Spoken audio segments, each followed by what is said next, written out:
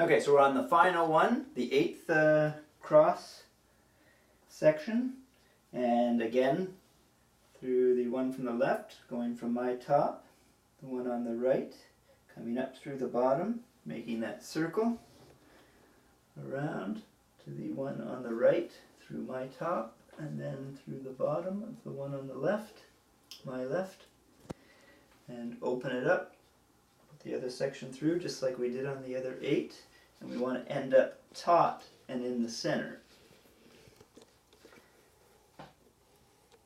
Like that. Once we have it taut and in the center, I'm going to pinch it as I did all the other ones, and 2 half hitches just to hold it together.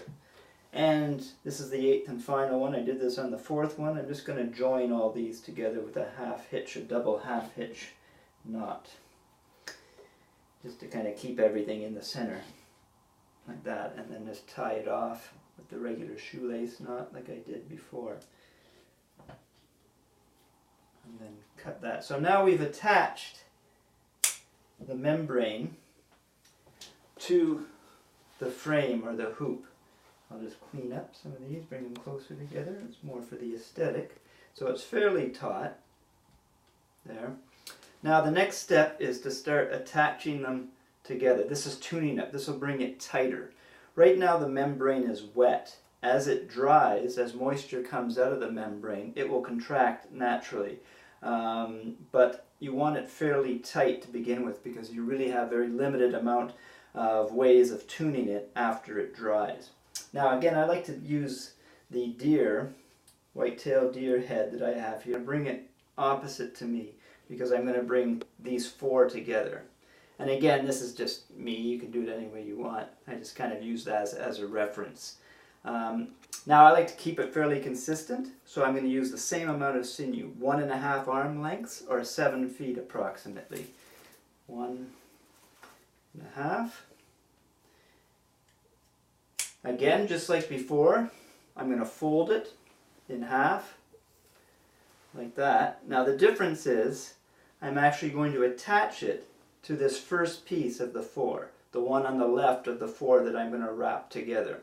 So I attach it and then just put it, insert it back into itself, like so. Bring that into the center. That way it won't flip around. Now, as I said, the step now is just to tune it, to tighten it up. I'm just going to bring these 4 together to start with. I just wrap around them. The one trick is just to make it neater if you always keep this tension.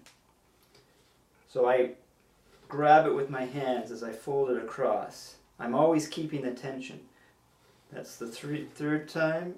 I like to go 4 times like that and then pull it tight. I hold the frame down, I pull it tight. Now I'm going to do 4 more. So 5, 6, keeping the tension, 7, 8. Now, I make this look a little easier than it actually is because I made so many of these, but it is a little trick to try and keep that tension. 9, 10, 11, 12, then tighten it up. So I'm tightening a little bit at a time. 13, 14, 15, 16, and every time I pull it tight, it's making that skin a little tighter over the frame. 17, 18, 19, 20, 21, 22, 23, 24. Now because I kept it tight, that looks fairly neat. If it wasn't tight, it would be all jumbled up. I go approximately 1.5 inches, and then I'll just tie it off. And again, it's a half hitch on this one, and then a 1/2 inch hitch I go on this one. There's many different ways to do that, so that's tied off. Okay. Then I'm going to go directly across and bring these 4 together. So I turn the entire drum, and then I'm going to bring these 4 together. Again, the same amount of artificial sinew, 7 feet approximately, 1.5 arms lengths. I fold it together. I'm going to attach it to the first one on the left. Now, I always like to double count this because you can get mixed up and put 5 together or skip 1. So 1, 2, 3, 4, 1. That's the one I'm going to attach it to. I just put it back into itself and attach it to that first one. Bring it to the center, and I'm going to bring these 4 together, the second 4. Again, I wrap around them and I try and keep that tension as I go. I do 4 at a time. This is all just kind of random. I pull it tight, and then I'm just going to kind of eyeball it till I get it approximately 1.5 inches or symmetrical to the one I just did.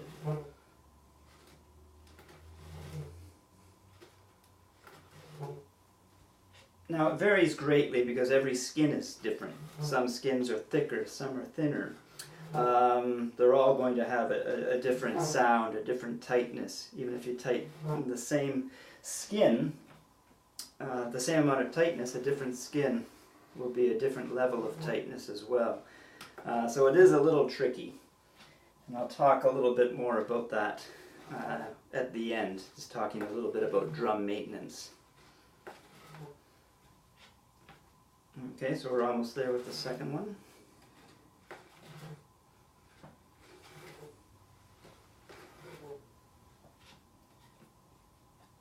Okay, a couple more and then I'll tie it off.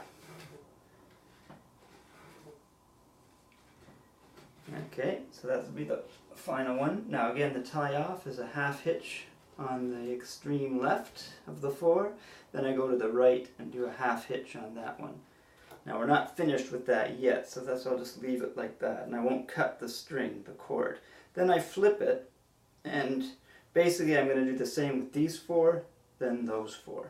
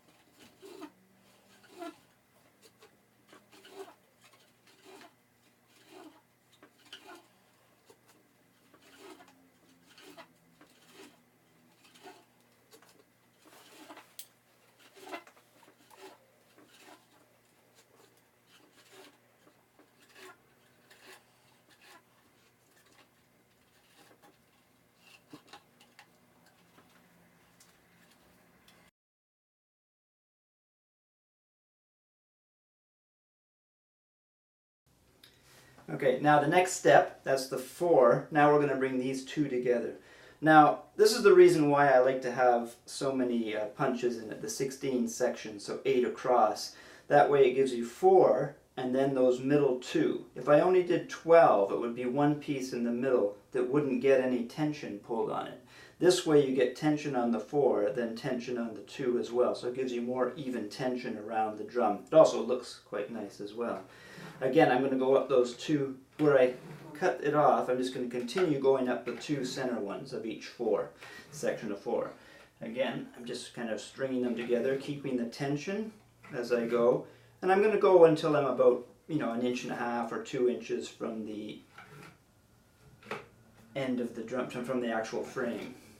And then I'll just kind of go by eye and match the rest of them to that.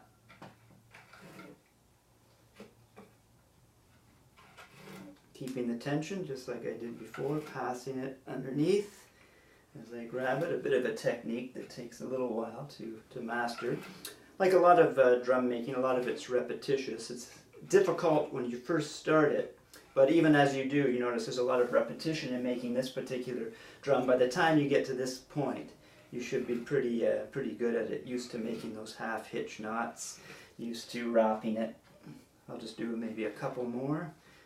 Okay, so I'm about 1.5 inches away from the end there, and the same, a double hitch, sorry, a half hitch knot there. I go to the one across, and I'm going to finish with 2 half hitch knots because this is the end.